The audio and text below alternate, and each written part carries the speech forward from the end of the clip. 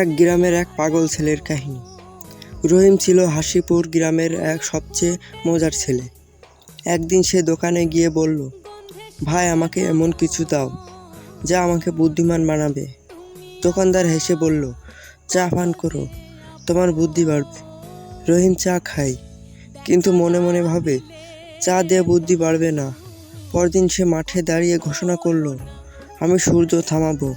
গ্রামবাসী তাকে দেখে হাসে, কিন্তু রহিম লাফিয়ে চিৎকার করে, দেখো আমি এখন সূর্য থামিয়েছি।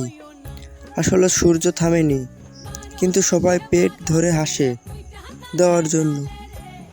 সে আরও ঘোষণা করে যে আমাকে যে ভোট দিবে তাকে ফ্রিতে চা খাওয়াবো, সাথে ফ্রিজ আর টিভি দিব।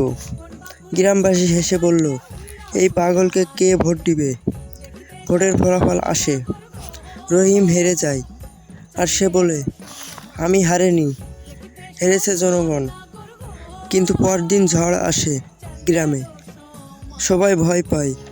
রহিম বাঁশ বেঁধে ঘর বাঁচায়, বাচ্চাদের নিরাপদে রাখে। সবাই অবাক হয়ে এসে বলে, এই পাগল আসলে সাহসী। শেষে চেয়ারম্যান এসে বলেন, তুমি গ্রামের হাসির মন্ত্রী হও। রহিম হাসি দিয়ে বলে, আমি পাগল না, আমি হাসির রাজা।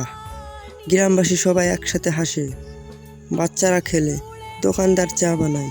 রহিম মাথা চুলকায় আর বলে, এই পাগল থাকুক, গ্রাম বাঁচুক।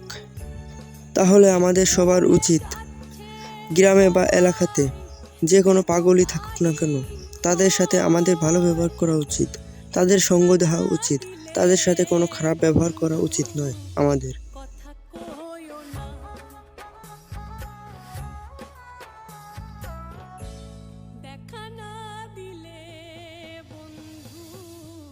কথা কইও না, ফুল ফুটেছে গন্ধে